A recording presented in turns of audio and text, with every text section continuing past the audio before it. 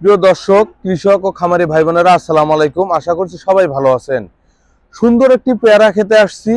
পেয়ারার কাটিং সম্বন্ধে, পেয়ারা গাছ কত বড় রাখতে হবে, পেয়ারা গাছে কিভাবে ওষুধ দিতে হবে, পেয়ারা গাছ কত ফিট বাই কত ফিট দূরত্বে রাখতে হবে, কত বছর বয়সে পেয়ারা সুন্দরভাবে পাবেন, এই সমস্ত বিষয়ে আজকে আলোচনা করব এই ভিডিওতে।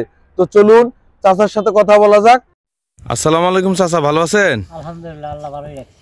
আচ্ছা, আমরা যে বর্তমানে যে পেয়ারা বাগানে আছি, এই পেয়ারা বাগানে মোট কতটি গাছ আছে আনুমানিক? আনুমানিক 1200 টাকা গাছ আছে।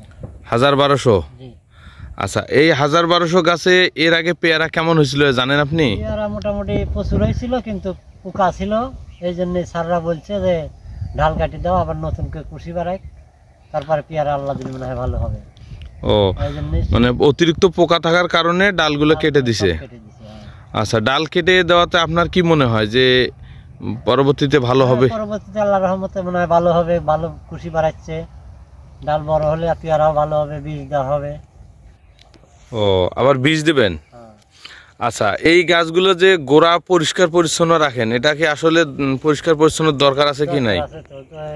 হয়তো ঘাস হলে পরে গাছে অন্য সার পদার্থ টানতে পারে না, এই জন্যই পরিষ্কার রাখা হয়, বিষ দেওয়া হয়।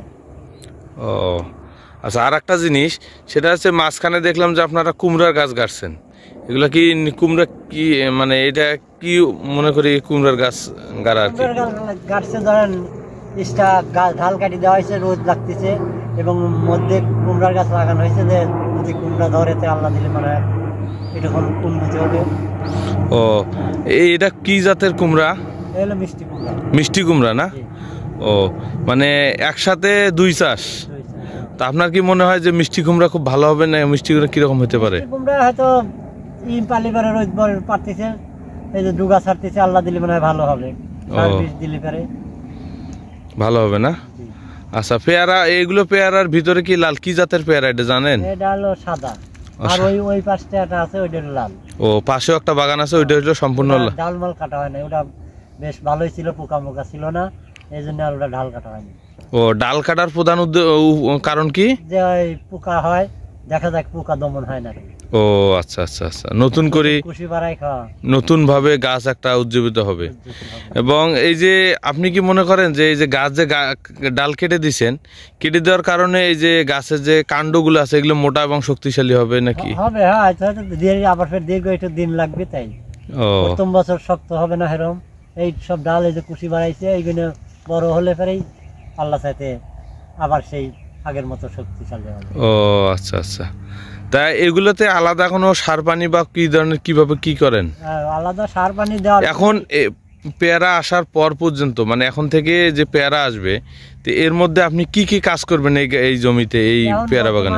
আরো পরিষ্কার রাখা হয়েছে, লাউ গাছ মিষ্টি লাউ লাগানো হয়েছে, ইয়ে হবে, সার বীজ দিলে পারে এই একশনে হয়তো আরো চাষ করা হবে, আরো যত্ন করে দিলে পারে আল্লাহ চাইতে পেয়ারা আসার আগে যখন ফুল আসে তখন বিষ দেওয়া হবে, আল্লাহ চাইতে মনে হয় ভালো হবে।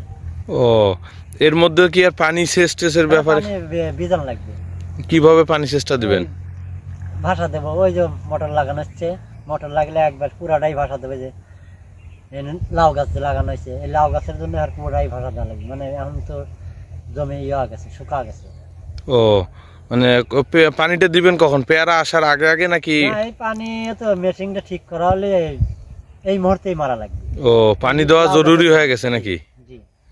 ও আচ্ছা, আপনার কি মনে হয় যে এই যে 1200 যে পেয়ারা গাছ আছে, এই থেকে আনুমানিক কত টাকা লাভ হইতে পারে, কিংবা কত কি রকম পেয়ারা আসতে পারে এক একটা গাছে? আল্লাহ যদি পেয়ারা দেয়, এক একটা গাছে নিম্নে 20 কেজি, 30 কেজি, 25 কেজি, 1 মন এক গাছেই? হ্যাঁ, আগে যখন গাছ ছিল ঝাপড়া, আর এইবার এখন কি হবে, এখন হয়তো অল্প হবে, এই ডালটা আবার বড় হলে পরে এখন বেশি আসবে।